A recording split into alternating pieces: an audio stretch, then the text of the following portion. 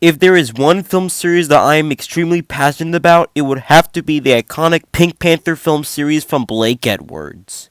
Today I'm going to be ranking every single Pink Panther movie ever made. All 11 films ranked in one video. Now this is going to be very different from my MCU Phase 4 ranking video, where instead of just talking about the films first and ranking them last, I'm going to rank every film from worst to best while talking about them. So without further ado, let's get started. In last place, we have the Pink Panther 2. This film is just pure unadulterated garbage. Clouseau is such a jerk here, and the comedy is so cartoonish that it feels less like a movie and more like a live-action cartoon. The only good things about this movie are its title sequence and the Pink Panther appearing at the end. That's it. Just skip this film altogether and just watch the first Steve Martin one, please. Like, no joke, this screenshot right here is pretty much my mental state after watching this movie. It was that bad. At 10th place, we got Inspector Clouseau.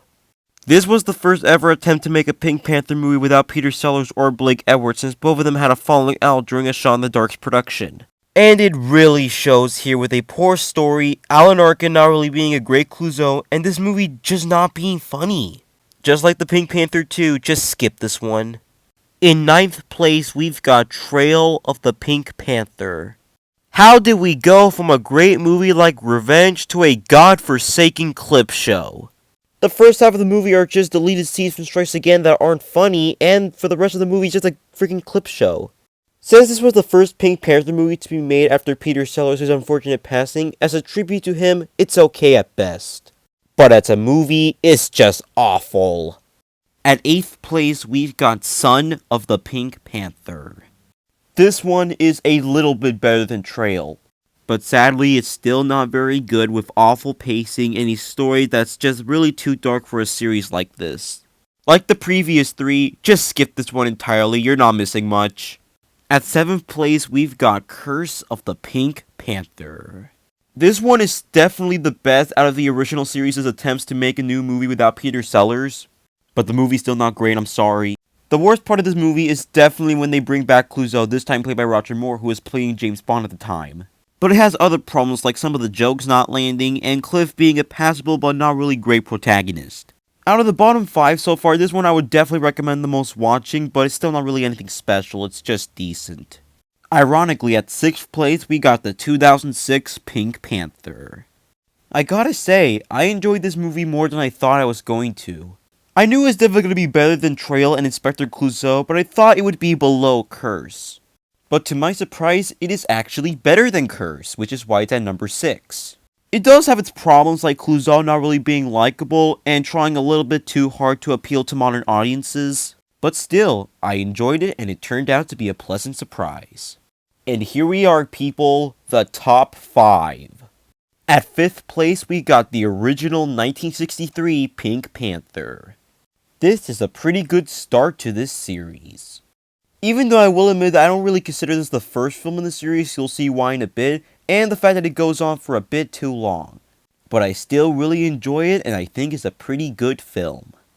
At 4th place, we got the Pink Panther Strikes Again. Out of all the films in this series, this one feels the most like it's trying to copy the James Bond series, and for the most part it succeeds. Even though I will admit that some of the comedy can go a bit overboard to the point where it feels more like a live-action cartoon, it still doesn't take away the fact that this is still a pretty good and really hilarious film. At 3rd place, we got Revenge of the Pink Panther. I'm just gonna say it, this should have been the final film in the series. For the most part, everything works. The story, the characters, the title sequence, the humor, they're all great. Someday I would love to make a separate video on this movie, since I really want to talk about how, in my opinion, this is the real conclusion to the series. In 2nd place, we got A Shot in the Dark. Now this is what I consider to be the true first film in the series. Clouseau is finally the main character, while in the first film he was just a supporting character. It introduced iconic characters like Dreyfus and Kato, and introduced traits that would be iconic to the series like Clouseau and Kato fighting. So yeah, this movie introduced so many iconic traits and should be considered the first true film in the series. And finally, at first place, we got the return of the Pink Panther. This is not only my favorite Pink Panther movie, but it's also one of my top 5 favorite films of all time. This film is pretty much Blake Edwards and Peter Sellers at the peak of their careers. Everything about this movie works, the story, the characters, the title sequence. Not to mention that it is absolutely hilarious, and it's one of the funniest films of all time in my opinion.